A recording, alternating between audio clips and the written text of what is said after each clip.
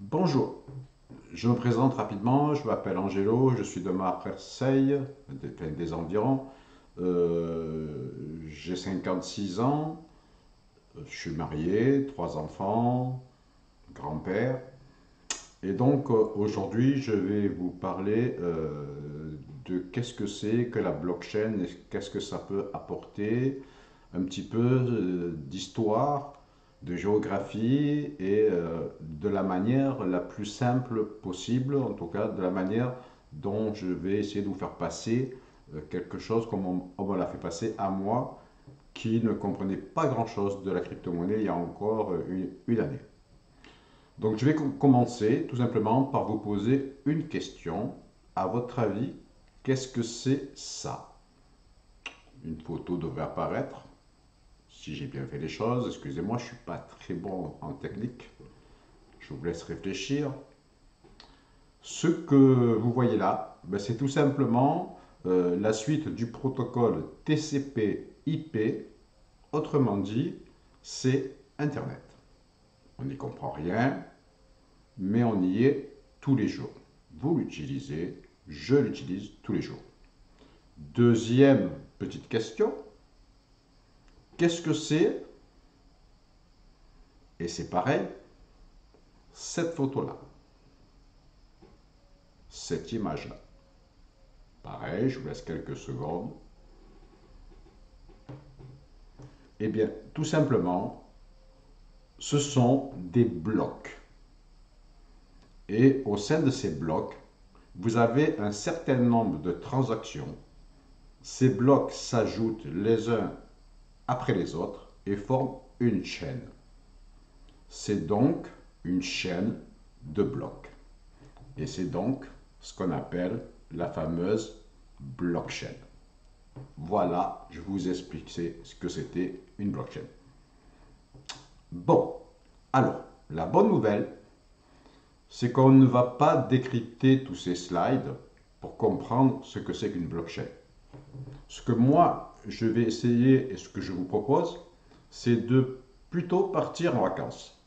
Je vais vous faire un petit peu voyager dans le Pacifique Sud, dans une petite nation où on appelle, qui s'appelle, pardon, les îles Yaps. Vous pouvez voir, je vous mettrai quelques photos dans l'incrustation. Et donc, prenons juste 2 minutes pour faire un petit peu des géographies. Les îles Yaps sont composées de quatre petites îles qui se trouvent dans la mer des Philippines. Et que trouve-t-on dans ces îles Yaps?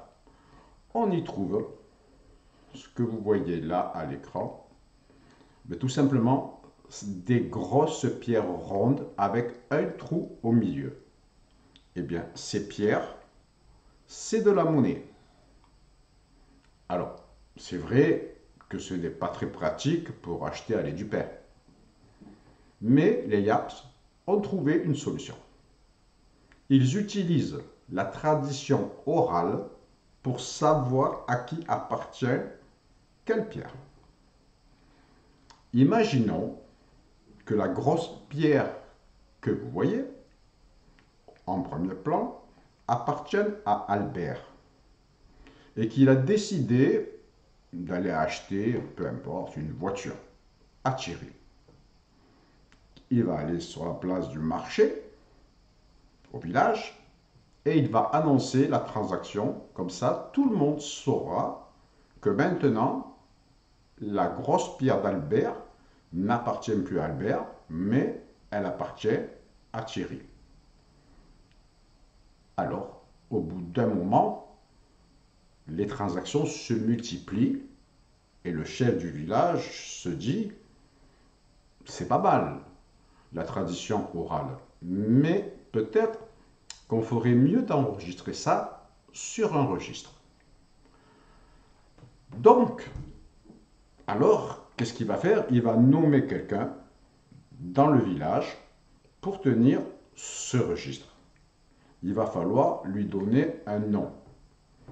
Et le nom de cette personne, ben, ce sera, on va dire, le banquier.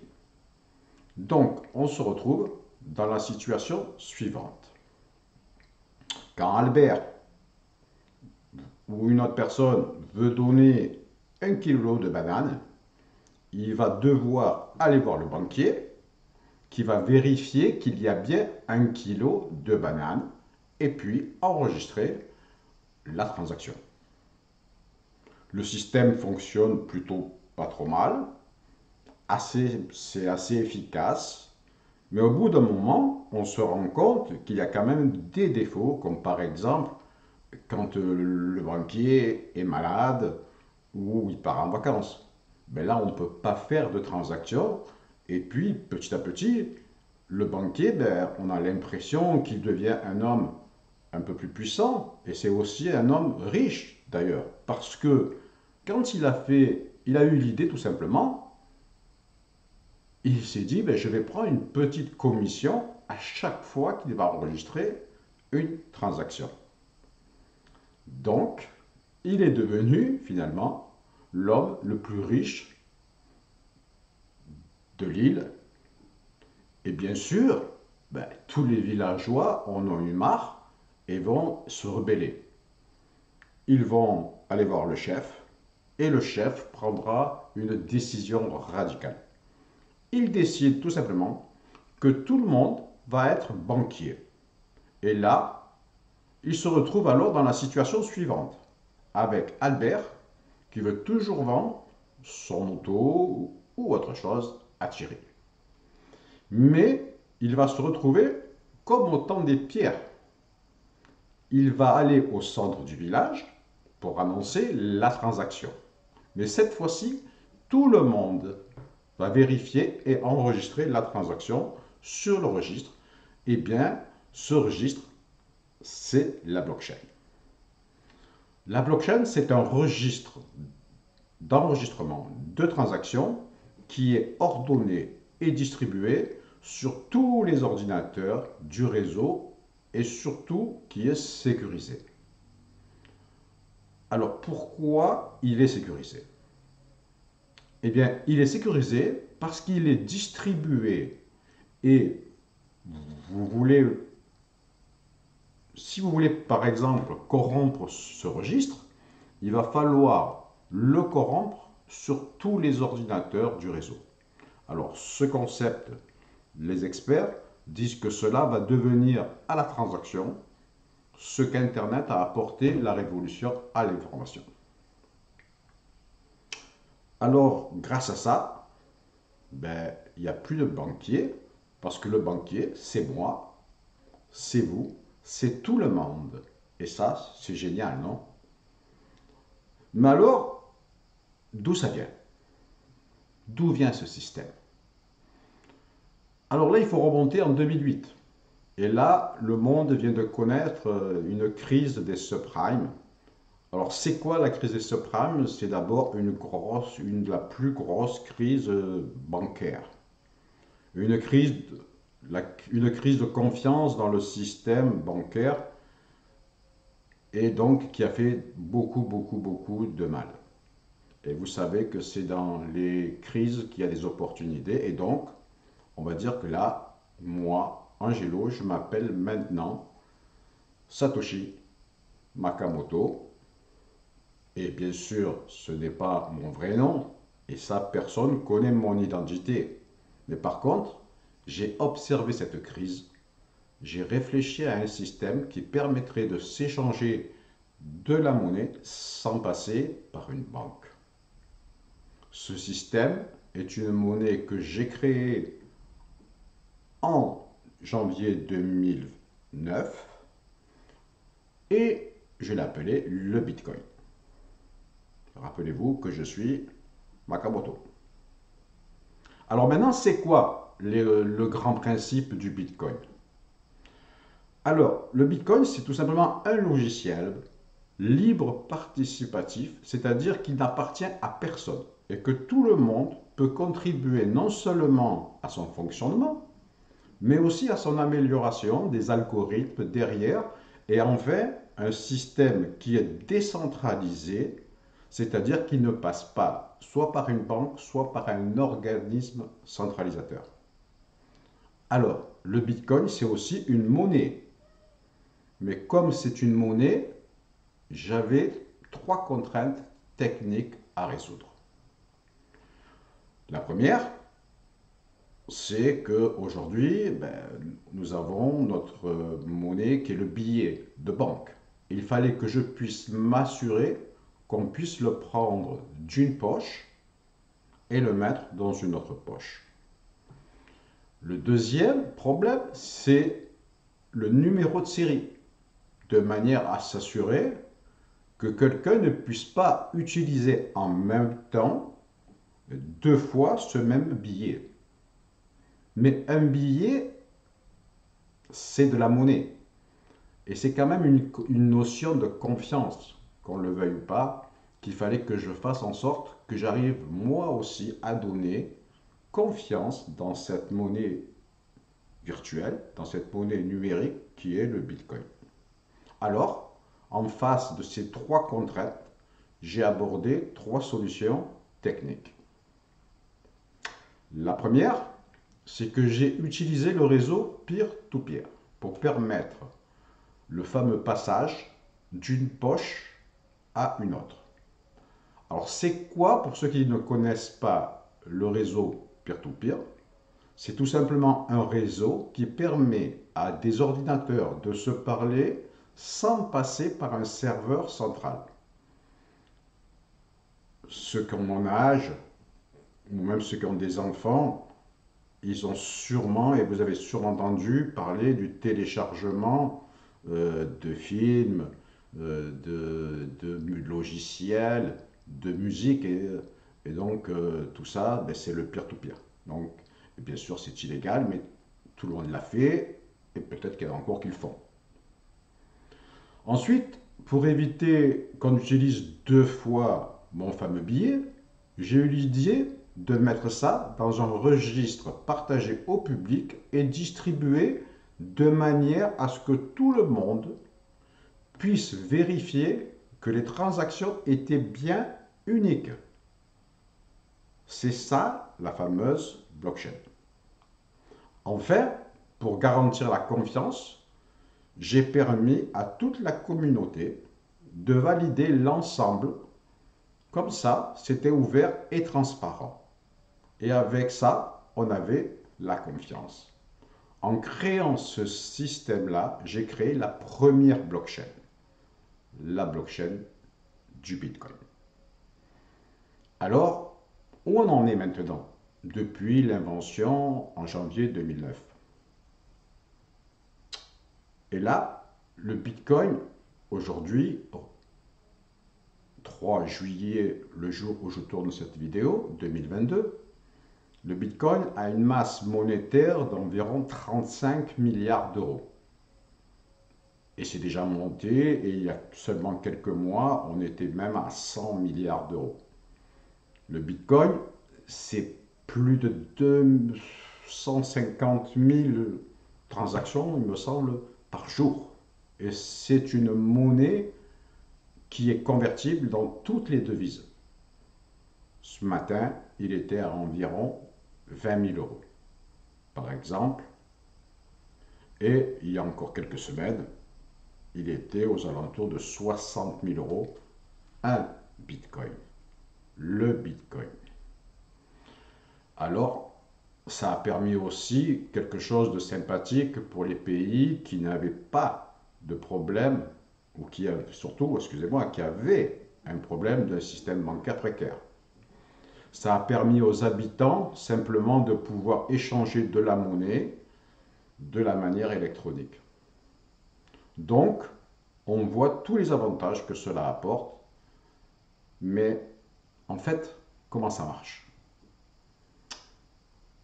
Comment on fait ces fameuses validations de transactions? Et si vous voulez le savoir, je vais avoir besoin un petit peu de vous. Imaginez que vous êtes tous un ordinateur et que vous êtes chacun dans un pays différent. Ça y est, vous savez dans quel pays vous êtes, vous avez choisi votre pays, c'est OK. Voilà. Donc je vais vous poser un problème. le même problème pour tout le monde, identique, de Sudoku. Vous savez, les grilles de Sudoku. Alors, la grille de Sudoku, en fait, est constituée de morceaux de transactions. Et au premier d'entre eux qui trouve de résoudre le problème, ben, tout simplement, je vais lui donner de nouveaux bitcoins. Et c'est de cette manière seule et unique, de ce moment-là, que nous créons la monnaie dans le système. Le premier d'entre vous qui trouve, on lui donne un bitcoin. Alors, admettons que l'un d'entre vous trouve la solution le premier. C'est très difficile de résoudre, mais c'est extrêmement facile de s'assurer que le résultat est correct. Donc une fois que le premier a trouvé, on va demander à 4 ou 5 personnes de vérifier que le résultat est correct et donc que vous avez trouvé la solution. Une fois cette vérification qui a été faite, eh bien vous allez tous enregistrer le résultat sur chacun de vos disques durs. Et ayant fait ça, vous aurez donc validé les transactions. C'est ce qu'on appelle le minage. C'est le terme technique qui va pour valider des transactions sur la blockchain du Bitcoin.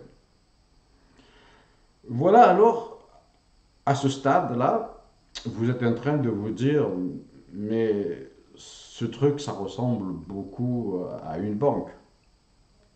Maintenant, pour le savoir, je vous propose de répondre à la question suivante. Mais au fait, c'est quoi une transaction? Question compliquée.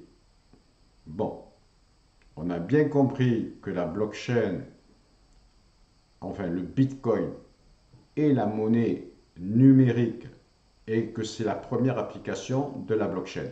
Mais une transaction, finalement, ça ne reste qu'un type de transfert de propriété. Donc la monnaie qui va partir, comme on a dit au début, d'Albert et aller à Thierry. À ce sujet, je vais vous refaire voyager. Cette fois-ci, je vous emmène en Amérique centrale. Je vous emmène en Honduras, et sachez qu'il y a d'autres pays comme cela. Le Honduras est un pays dans lequel il y a beaucoup de corruption qui est sévie encore de nos jours. Et quand on est bien placé dans la hiérarchie administrative, on peut facilement offrir un terrain avec une belle vue sur la mer à ses amis. Et forcément, les Honduriens, ben, ils ont perdu confiance dans leur système administratif. Alors, tout simplement pour régler ça, reprenons rapidement ce qu'est la blockchain. C'est donc un registre dans lequel il y aura des échanges qu'on va mettre à l'intérieur et seront sécurisés, immuables et qu'on ne pourra vérifier l'authenticité à n'importe quel moment. Et ça correspond bien à ce que là, aujourd'hui, nous appelons, nous, le cadastre à la mairie. Et donc le Honduras a décidé de mettre en place le premier cadastre numérique endossé à la blockchain.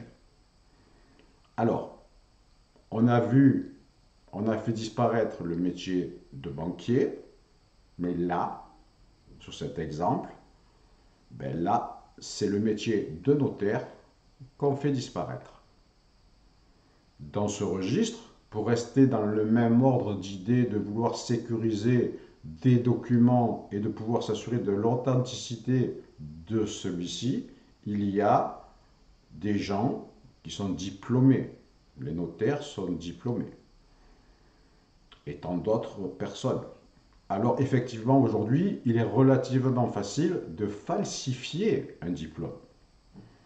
Et du coup, avec Photoshop, bim bam boum, et hop, vous êtes diplômé. Je suis diplômé d'Harvard.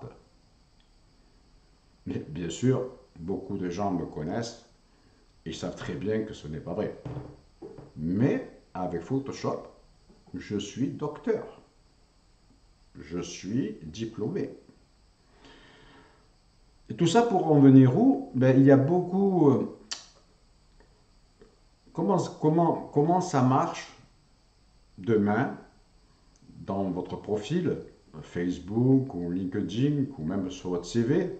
Vous pouvez très bien inscrire, vous allez inscrire le lien de la transaction dans la blockchain et dans cette transaction, il y aura une empreinte digitale, une empreinte numérique de votre diplôme. Donc c'est comme ça qu'ils font aujourd'hui. Et la première transaction passée d'un diplôme par la blockchain a été faite tout simplement par, il me semble que ça s'appelle l'Institut, j'aurais dû prendre des notes, Léonard de Vinci au cœur de Paris, je crois. Et donc, c'est cet institut, maintenant, elle délivre les diplômes tout simplement par la blockchain. Et là, qu'est-ce qu'on fait? Ben, fini les fraudes. Si on peut prendre notre exemple, quand vous commandez un billet d'avion, la plupart du temps, ben, vous souscrivez une assurance de retard. Ces assurances de retard, c'est quoi? Ben, c'est tout simplement un contrat passé avec le transporteur. Aujourd'hui, quand vous arrivez en retard, c'est un peu la galère. On s'est tous retrouvés à un moment donné dans un truc comme ça. Et puis en plus, ils vous demandent des tonnes de papier pour justifier qu'il y a bien eu un retard. Et il faut en plus, pour se faire rembourser, bon, c'est très très long et encore si vous arrivez à vous faire rembourser. Mais imaginons maintenant que toutes ces conditions contractuelles soient mises dans un programme informatique qui exécute automatiquement à partir du moment où on lui donne l'information du retard. Vous atterrissez à Marseille, la compagnie ou l'aéroport annonce que votre avion a eu du retard, c'est directement implanté dans ce programme qui va transférer à la blockchain et qui va donner directement l'autorisation d'une transaction. Vous atterrissez et là, vous aurez déjà l'argent de la transaction sur votre compte. Alors, un petit récap. Les banquiers, c'est plus trop ça. Les notaires, ça commence à être difficile pour eux. Et bien là, c'est le métier d'assureur qui peut disparaître. Prenons un autre exemple, le cas d'Uber. Alors, on connaît tous Uber. Uber, qu'est-ce qu'il fait? Ben, tout simplement, il a fait l'ubérisation du monde des taxis pour finalement capter la relation des conducteurs VTC et des clients. En captant cette relation, il a mis la main sur à peu près tout. Et, en 2016, ils ont même décidé de baisser de 20% le prix des courses. Alors c'était très bien pour les clients, mais pour les conducteurs VTC, ben, c'était un peu dur de s'y retrouver. Le chiffre d'affaires, bien sûr, ben, c'est un petit peu, ça a été impacté sur le chiffre d'affaires, donc bien sûr, ils n'étaient pas très contents. En plus, Uber prenait 20% sur le de transaction et sur chaque course. En quoi la blockchain peut rentrer là-dedans? Ben, imaginons maintenant qu'on considère qu'ils se seraient regroupés, mettons un groupe de VTC dans une région, peu importe, sur Marseille, disons, et puis ils décident de se mettre et de créer une sorte de coopérative 2.0 dans laquelle ils vont baser les éléments de gouvernance à travers deux choses relativement claires et précises et tout inscrire dans la blockchain. Les décisions qui seront prises par les VTC n'appartiennent qu'à la communauté des VTC. Alors évidemment, on y voit tout de suite qu'il n'y a plus d'intermédiaire. On élimine l'intermédiaire de Uber. Et là, évidemment, on y voit tout l'intérêt. L'intérêt qu'ils puissent eux-mêmes déjà fixer leur prix, s'ils veulent, et en fonction du marché, s'adapter.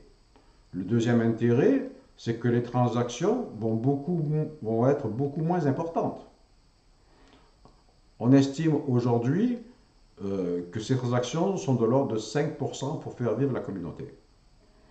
Et donc, l'implication de chacun sera de valoriser et donneront lieu à un droit de vote et à un poids de gouvernance. Je vous rappelle que cette gouvernance est établie dès le début.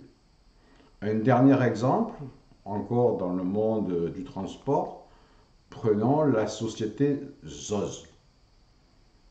Alors, la société ZOZ, c'est un service de covoiturage.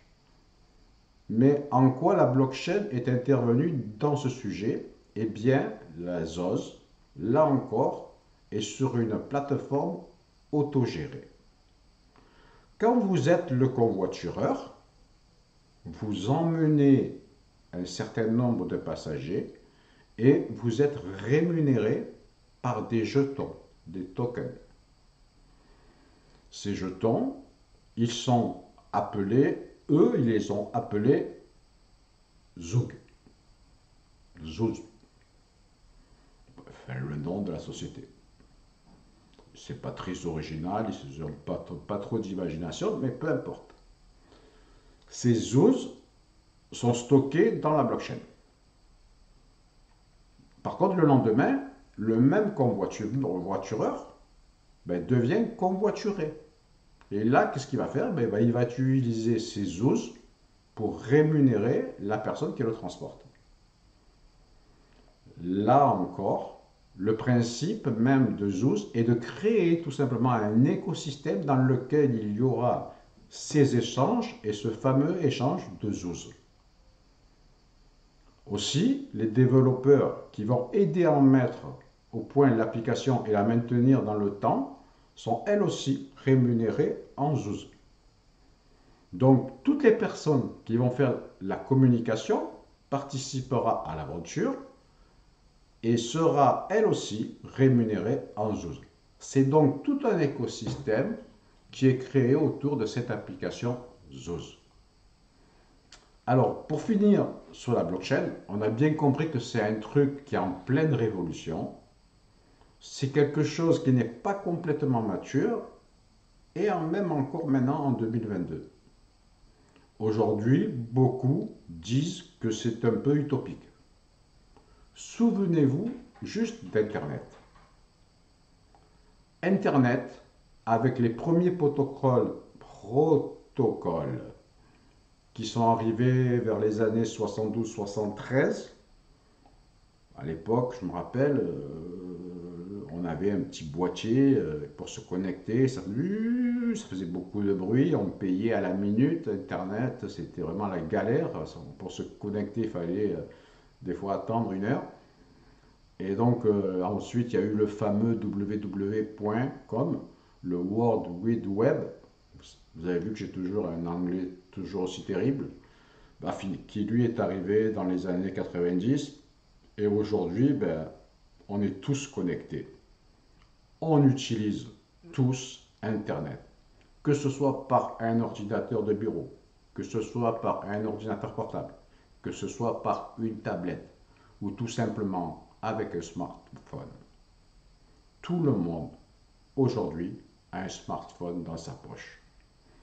Alors, oui, je pense que cette technologie blockchain, il faut la suivre. Et donc, en synthèse, on l'a tous compris que la blockchain va apporter une vraie révolution sur les transactions, mais elle va aussi apporter la possibilité, et ça c'est très important, de pouvoir créer des écosystèmes 2.0 et même 3.0, je dirais, de manière extrêmement facile. Alors maintenant, vous allez me dire, mais pourquoi Angelo, tu as pris tant de temps et tant d'exemples et de parler pendant 30 minutes sur cette vidéo pour nous parler de ça? Eh bien parce que j'ai tout simplement l'honneur de vous dire qu'aujourd'hui, ce n'est pas de la science-fiction et que tout cela existe, mais en 1000 fois mieux. je vous propose d'étudier tout simplement Allrun by Sapient Group avec laquelle je travaille. Sapient Group, nous avons créé cet écosystème, mais un écosystème de malades, pour vous donner plus de pouvoir d'achat en investissant au bon endroit, au bon moment, c'est-à-dire maintenant. Certes, ce projet a pris environ un petit peu moins de 10 ans par un génie. Ce génie est Serge Maurice Lobréo, fondateur du Sapient Group. Et à ce jour, il détient près de 30 autres sociétés pour que son écosystème fonctionne.